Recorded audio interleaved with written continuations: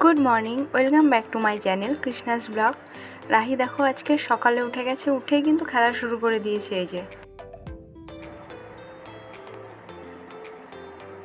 অনেকদিন পর আজকে তোমাদের সাথে দেখা হচ্ছে, তো তোমরা সবাই কেমন আছো বলো। আর আজকে এখানে চেঞ্জ হয়েছে অনেক কিছুই, তো তাই এখানে তার মধ্যে আমি মশলা পেস্ট করছি আর একবারে রাহির আপেল কলাটাও সিদ্ধ করব, ওই জন্য এটা রেখে দিয়েছি। আর তার সাথে সাথে এখন রাহির জল গরমটাও বসিয়েছি, জল গরম হচ্ছে। আর সব থেকে বড় হচ্ছে গিয়ে এই কদিনে একটা চেঞ্জ হয়েছে, সেটা হচ্ছে এইখানে যে আমাদের একটা ফ্রিজ ছিল না, সেই ঘরের মধ্যে অনেকটা জ্যাম হয়ে যাচ্ছিলো, ওই জন্যে ফ্রিজটাকে মানে সামনে অনুষ্ঠান, তো এখান থেকে নিয়ে চেঞ্জ করে এইখানটাতে রাখা হয়েছে। অন্ধকার দেখাচ্ছে না, এই যে অন্নপ্রাশনের অনেক কাজ আছে, ওই জন্য এদিকে চেঞ্জ করে রাখা হলো। তো এখন অনেক কিছু বাকি আছে, তেমন কিছু কমপ্লিট হয়নি, আস্তে আস্তে করছি। ফ্রিজে দই ছিল আর মিক্সচারটাও বের করা ছিল সকাল থেকে আজকে। তো দেখো এখানে লস্যি বানানোর জন্যে দই নিলাম, চিনি আর একটু গোলমরিচ গুঁড়ো নিয়েছি। আর এখানে বরফটা আমি দিয়েছি, কিন্তু বরফটা কিন্তু গোটা আমি দিইনি, পরে কিন্তু এটা ভেঙে দিয়েছিলাম। এরকম গোটা বরফ যদি দিয়ে দিই তাহলে কিন্তু মিক্সচারটা ভেঙে যাবে। আর লস্যি করার জন্য সবসময় বড় যেটা মানে বড় তিনটে বাটি থাকে মিক্সিতে, তো যেটা বড় বাটি সেটা কিন্তু ইউজ করবে। আর আমার এটা হয়ে গেছে, তো আমি ফ্রিজে রেখে দিয়েছি। এবার আমি মাংসটা করছি, মানে আমি রান্না করতে চলে এসেছি। আর আজকের মাংসটা হচ্ছে যারা গরমের দিনে মাংস খেতে চায় না পুরোপুরি তাদের জন্যে। আমাদের বাড়িতেও আগে খুবই মাংস হতো, প্রায় 2 দিন 4 দিন বাদে বাদে, তো এখন কেউ খেতে চায় না, কারণ প্রচণ্ড পরিমাণে গরম। সেই জন্যে পুরো একদম কম মশলা, একদম সব কিছু তেল সব কম দিয়ে দিয়ে একদম সেই তরকারি হয় না যেমন, সেই তরকারি টাইপের মাংসটা করছি গরমে, যাতে খেতে ভালো লাগে। আর সত্যি কথা, গরমের দিনে এরকম করে মাংসটা রান্না করে খেলে খুবই টেস্টি লাগে।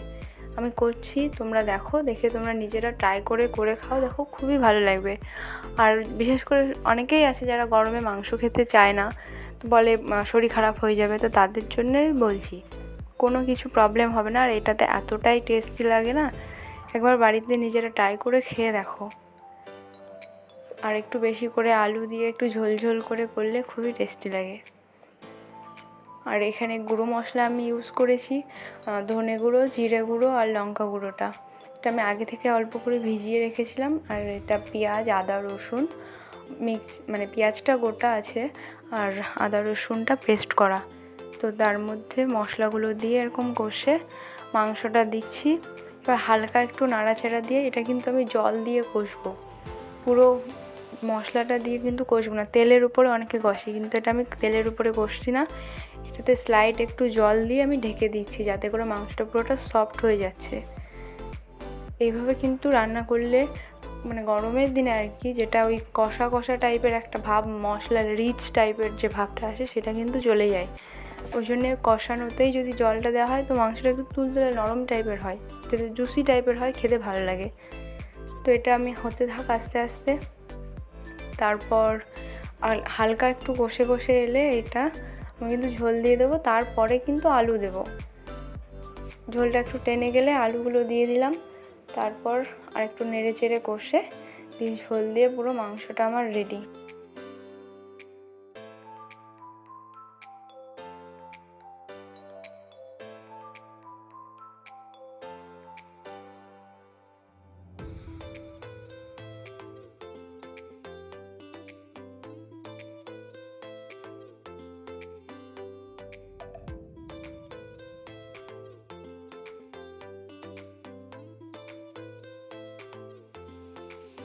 দেখো মাংসটাতে আমি ঝোল দিয়ে দিয়েছি, খুব একটা কিন্তু ঝোল দিইনি, এটা আস্তে আস্তে ফুটে সেই চেপেই যাবে। আর রান্নাটা কিন্তু অনেকটা তরকারির মতো হবে।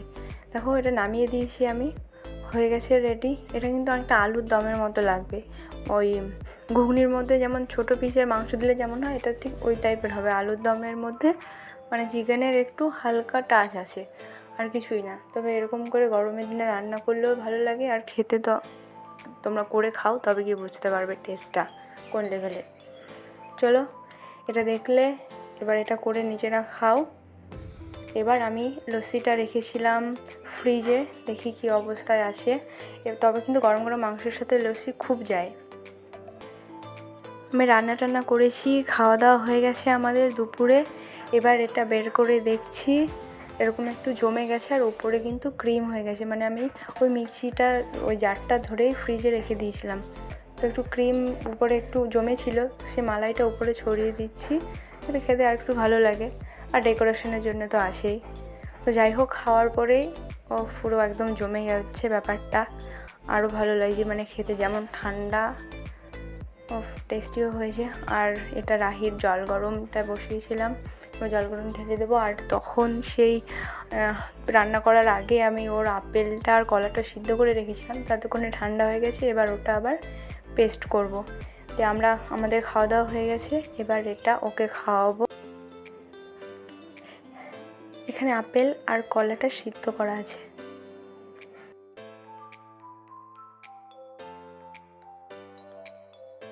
এখন তো ওর খাবার করতে করতেই আমার সারাদিনে টাইমটা চলে যায়।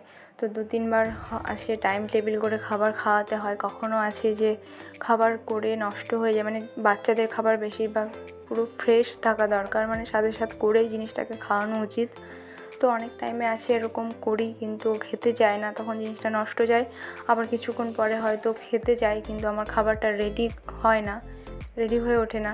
তো তখন এটা নিয়ে বেশ একটু চাপে আছি, মানে আমি বুঝতে পারছি না ও কখন খেতে চাইছে কখন খেতে চাইছে না, একটু প্রবলেম হচ্ছে। তো দেখো এখানে ও আপেলটা খেয়ে নিল, তারপর বিকাল টাইমে মানে ঘুমিয়ে গেছে, এখন খেয়ে দিয়ে ওকে ঘুম পাড়িয়ে দিয়ে এলাম। আর ওই অন্নপ্রাশনের জন্য মা এখানে কলাইটা ভাঙছে। কলাই বলতে এটা হচ্ছে কালো কলাইটা। তো যাই হোক, এটা অন্নপ্রাশনে হচ্ছে বড়ি দেবে, যার জন্য আগে থেকে কাজগুলো আস্তে আস্তে করে করছে। আর বেশি টাইম নেই, ওই 10 থেকে 15টা দিন আছে। যাই হোক, এই কটা দিনে ভিডিও সেরকমভাবে দিতে পারিনি, ইরেগুলার হয়ে যাচ্ছিলো আমার।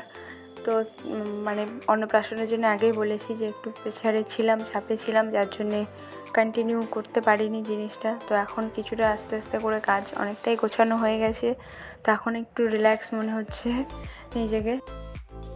তোমরা ভিডিওগুলো বেশি করে দেখো, আর যদি কিছু ভালো লেগে থাকে প্লিজ লাইক কমেন্ট শেয়ার করে দিও, আর সাবস্ক্রাইব করে দিও অবশ্যই করে। আর আজকে রাতে দেখো যে অনুষ্ঠান সামনে আছে, তো ওই জন্যে ড্রেসগুলো পরিয়ে আমি ট্রায়াল করে দেখছিলাম কোনটাতে কেমন লাগছে। আরও এত পরিমাণে হাসছিল, ড্রেসটা একটা করে পরাচ্ছি আর নতুন জামা ভালো লাগছে, আরও হাসছে। চলো আজকে এই পর্যন্তই শেষ করছি এখানে ব্লগটা। Bye, good night.